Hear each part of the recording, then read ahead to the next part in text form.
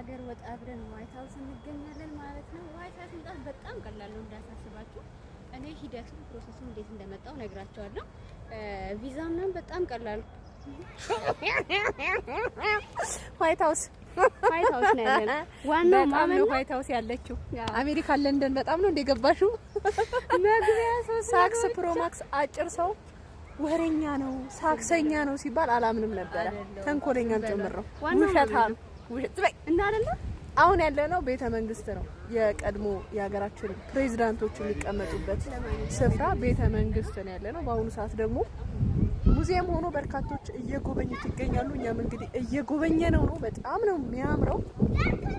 ሙሉ ቪዲዮን ዩቲዩብ ቻናሌ ላይ ለቅቄዋለሁ።